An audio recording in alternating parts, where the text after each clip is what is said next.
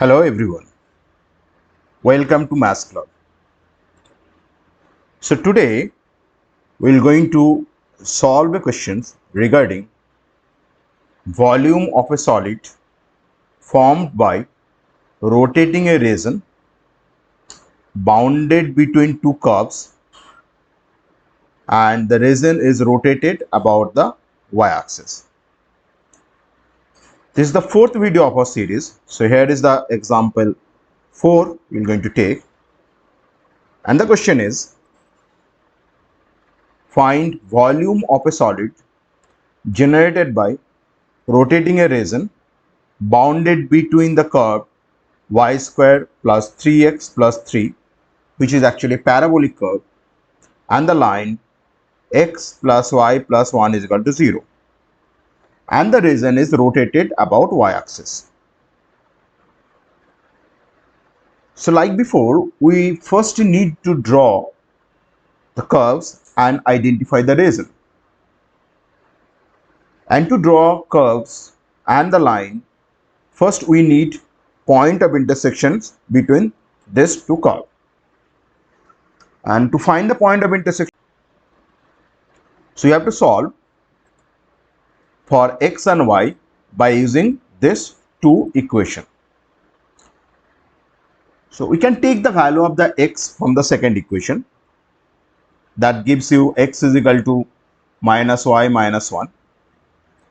And if we substitute these values into the first equation, that is y square plus 3x plus 3 is equal to 0, we'll get the outcome as y square, replace the x by minus y minus 1.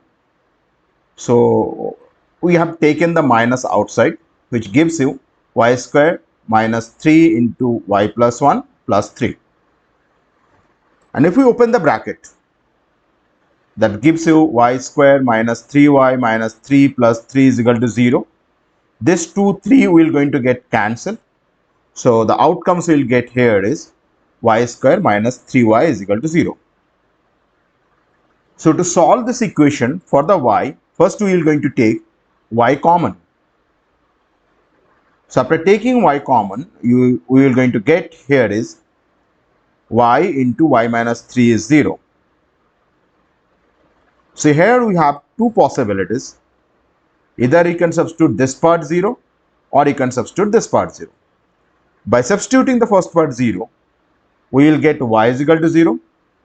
And by substituting second part, that is y minus 3 is equal to 0, we will get y is equal to 3. Now to find the point of intersections, we have to substitute these values of y into the first equation. First equation you can use this one, or also you can use this one. So after substituting y is equal to 0, we will get x is equal to minus 1 from here.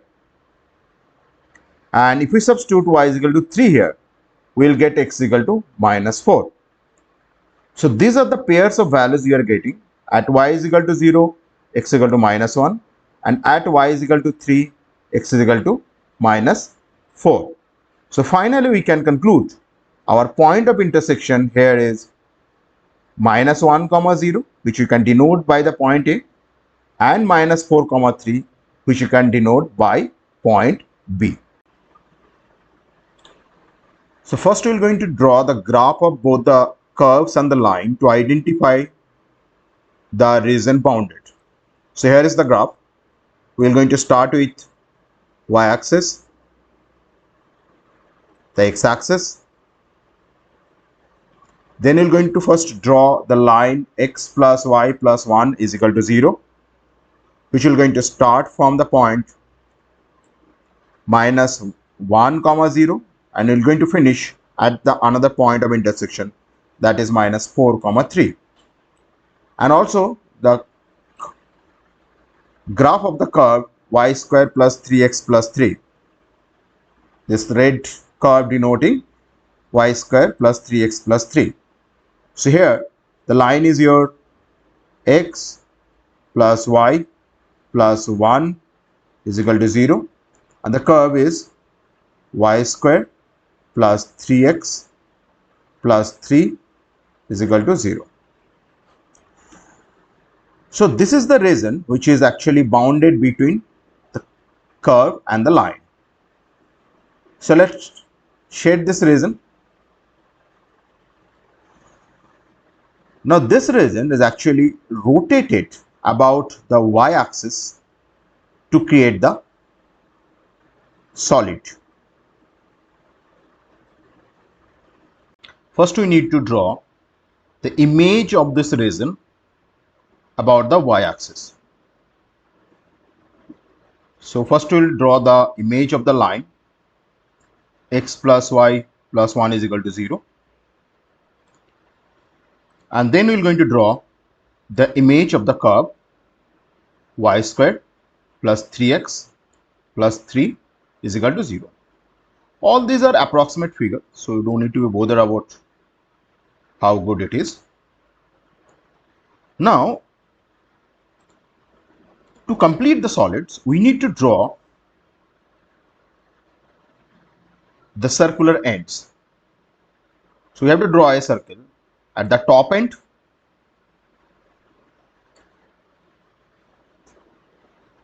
and also we need to draw another circle at the bottom end to complete the solid. So this is the approximate solid you are going to get. Now we need to find out the volume of the solid generated. For that, first we need to find out the volume of the disk formed by taking the cross section perpendicular to the axis of rotation, and here the axis of rotation is y. So we have to take the cross section perpendicular to the axis of y. So if we take the cross section perpendicular to the axis of y, then a disk will going to form. For the inner curve, this will be the disk, and for the outer curve, that is the line, this will be the disk.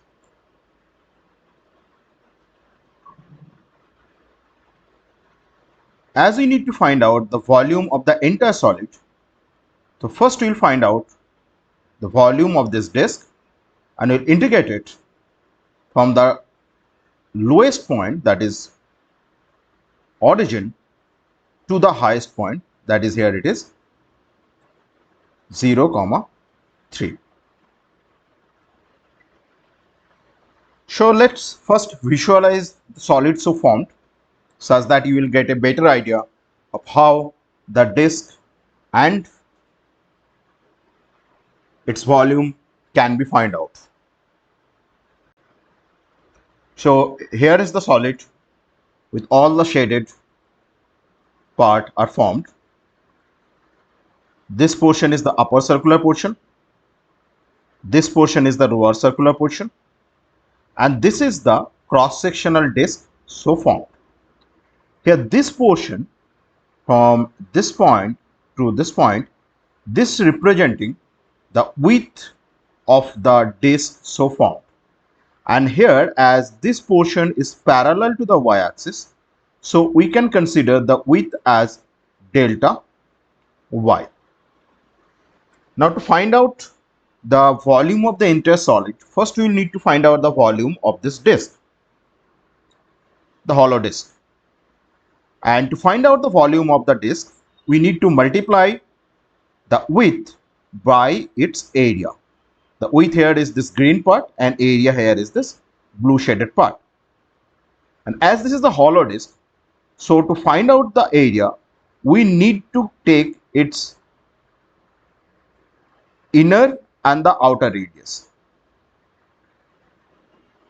So the inner radius is actually distance of this point from the y-axis, and as this point is lying on the curve y square plus 3x plus 3, so we can say this inner radius, which we can denote by small r, is actually representing x from this curve. as x is also the distance of any point from the y-axis. And now for outer radius, here the outer radius is formed. If we denote the outer radius by say capital R,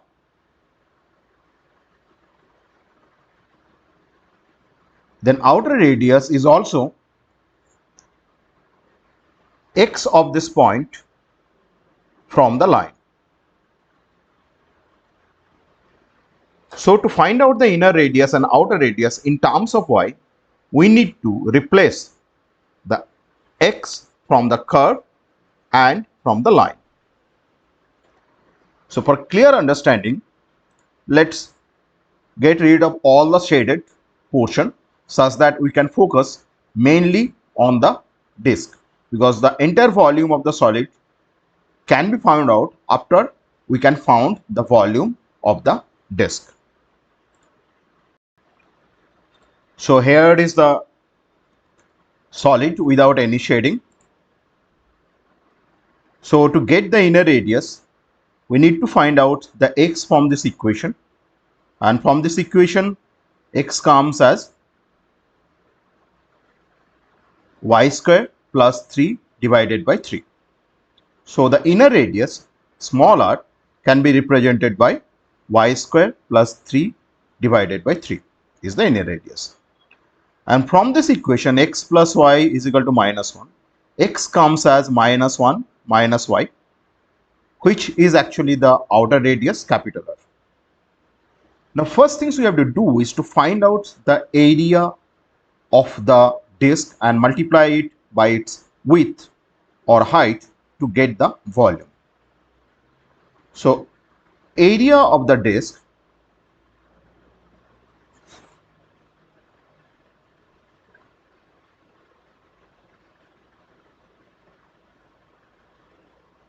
which we can denote by delta A is equal to pi outer radius square, that is capital R square, minus inner radius square, that is small r square. Now you need to put the values of the capital R and small r here.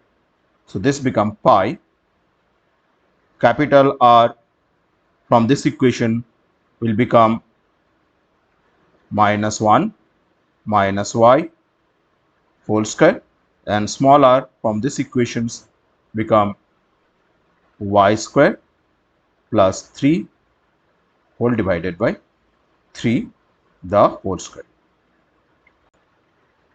So now you have to simply open up all the square to get the value of the delta A. So first is your pi, and if you open up this whole square terms, this can be considered as 1 plus y whole square. So this is going to give you 1 plus y square plus 2y, and this portions can give you y to the power 4 plus 6y square plus 9 whole divided by 9. Now we need to simplify it further by taking the LCM. So take the LCM. So there will be pi outside, and if we take the LCM, it's become 9, and this is 9 plus 9y square plus 18y minus y to the power 4 minus 6y square plus minus 9. This is the entire values we are getting. Now here you can see this 9 and this 9 will get cancelled, and 9y square and 6y square combining together will give you 3y square. So finally delta A, if we take pi and with that there is a 9, the pi divided by 9, it's become 18y plus 3y square minus y to the power 4. As we know, the width or height of this portion is delta y. So if you multiply this delta A with the delta y, that is going to give you the volume of the disk. So you can write the volume of the disk is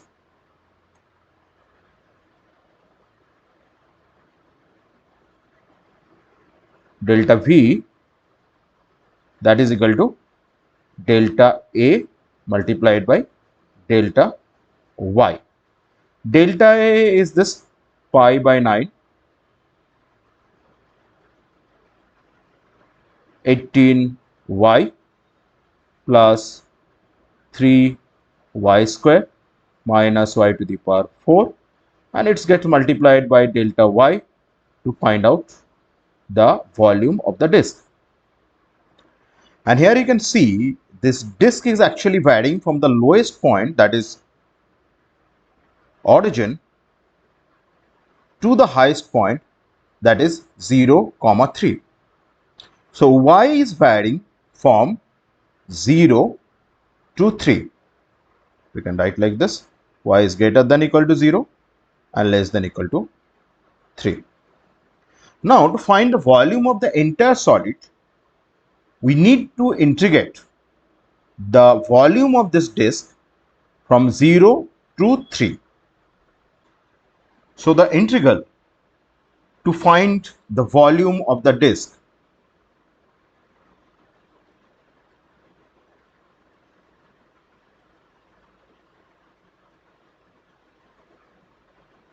V, become 0 to 3 delta V. As the variable is y, so while you are replacing the delta V, we have to replace the delta y by dy. So here it is pi by 9. We have taken the constant terms together. Inside part is 18y plus 3y square minus y to the power 4 dy. And here we are going to use the basic integral formula. X to the power n dx is x to the power n plus 1 upon n plus 1. So finally, V will become equal to pi by 9 is constant, so it will go out of the integral, and it gives you the inside part 18 y to the power 1 plus 1 divided by 1 plus 1 plus 3 y to the power 2 plus 1 divided by 2 plus 1 minus y to the power 4 plus 1 divided by 4 plus 1, and it will be varying from 0 to 3. So just we need to put the values of the limits, as the lower limit is 0. So all the values will become ultimately 0. We will left only with the upper limit. So after substituting the values of the upper limit into the expression, this become pi by 9. Here 1 plus 1, 2 and 18 will simplify to give you 9 multiplied by y have to be replaced by the 3. So 3 squared plus 2 plus 1 is 3, which is getting cancelled with this 3 to give you 3 cube, minus again the y have to be replaced by the 3 to give you 3 to the power 5 whole divided by 5. Now to find out the volume of the intersolid, we need to calculate this one for the V. So after calculating, we are finally getting is equal to 11 pi divided by 9. So we can conclude here the volume of the solid so generated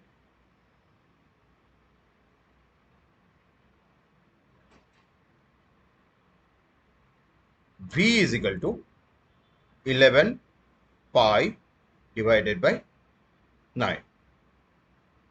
Hope you understood the process.